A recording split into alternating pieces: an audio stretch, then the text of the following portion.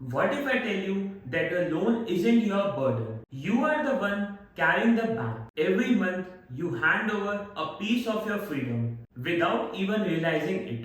We are sold loans like they are helpful tools, just a few easy EMIs, as they say. But the truth is, once you sign up, you have joined the game that is rigged in favor of the lenders. And most people don't even know the rules. In this video, we will talk about 3 powerful strategies that will help you pay off your loans faster and regain control of your money. But before we jump into how, let's first discuss the why. Why do most people get trapped in the loans in the first place? There are two main reasons. First, expenses exceed income. Let's face it, life gets expensive: rent, bills, groceries, travel, daily expenses. And then there is the itch for instant gratification. The latest iPhone, dream vacation, designer shoes, and all that latest gadget. All made easy with buy now, pay later. It feels harmless until the bill arrives. Here is the personal finance rule number 1. Every expense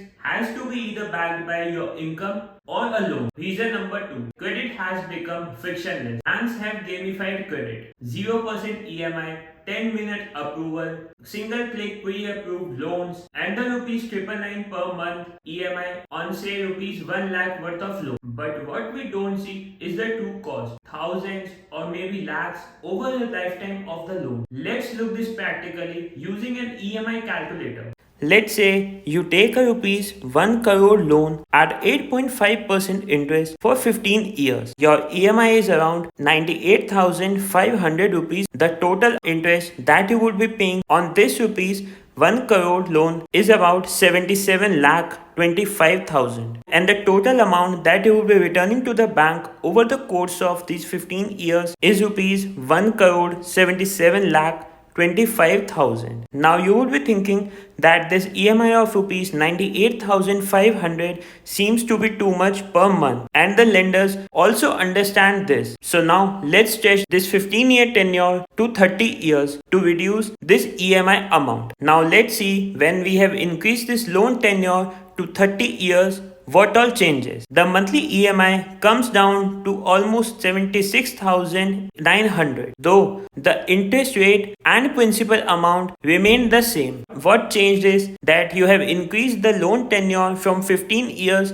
to 30 year now. By changing this tenure to 30 years, now you will be paying the total interest of rupees 1 crore 76 lakh and 80,000 rupees to the bank, whereas the total amount that you will be returning to the bank is almost 2 crore 77 lakh. Now people would be thinking that let's take a loan for 30 years, our EMI will be less and we will prepay the loan by making more payments than the EMI amount. Here is the trap as well. Even if you plan to prepay, the way amortization works is that most of your early payments goes towards paying off the interest, not the principal amount. Paying early might feel smart. Let's see this with the amortization chart. So this is the amortization chart of rupees 1 crore worth of loan at 8.5% annual interest. You can very well see the way it is working is that in the initial period, the amount we paid towards interest is just 6,364 only, whereas the interest that is charged is almost 70,526. So now you can very well make out that the payment that you are doing of EMI of around 77,000, the majority portion of this EMI is going towards paying off this interest charge, not towards the principal amount. Whereas if you see the later part of the amortization schedule, you will see that the majority portion of the EMI that you are paying is going towards principal, and the amount that is charged towards interest is comparatively less than the earlier periods. But you are still feeding the lender's profit. Well,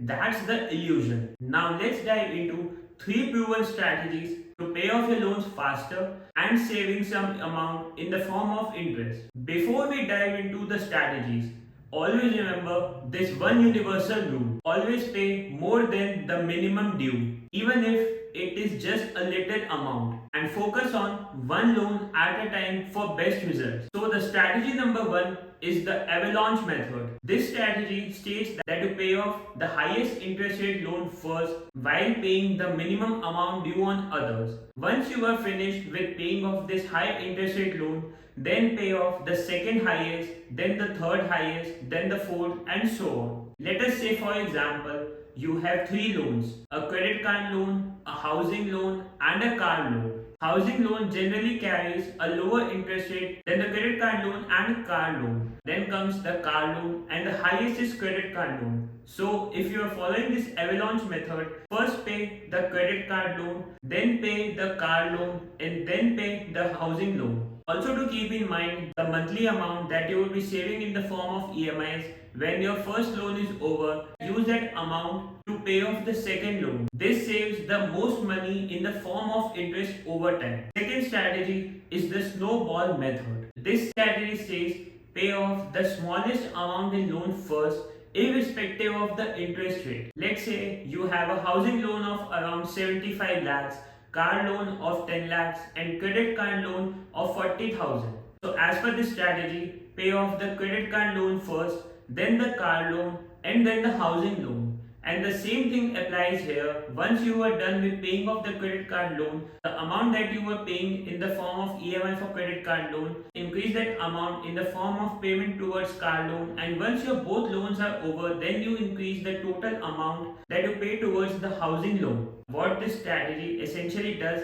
is gives you a sense of quick win and builds up the momentum. It's great for motivation and consistency. The third strategy is the blizzard method. Basically, this strategy is combination of both avalanche method and the snowball method. This strategy says that first pay off the smallest loan and then switch on to pay off the highest interest rate loan. What this strategy is essentially doing is giving you the best of both the strategies, that is the psychological boost and interest saving. Now here's the bonus point, that always use your windfalls to pay off your loans first. If you've got a year-end bonus, a salary hike, or a freelance gig, always make sure that you use this amount in paying off your loans rather than expensing it. Start with either the highest interest or largest amount, whatever makes the biggest impact. Here is the truth, that the loans aren't just the financial tools, they are the time contracts. Every EMI you pay is time from your future gone. But when you understand the game, you change the game, at least not completely, to some extent in your favor.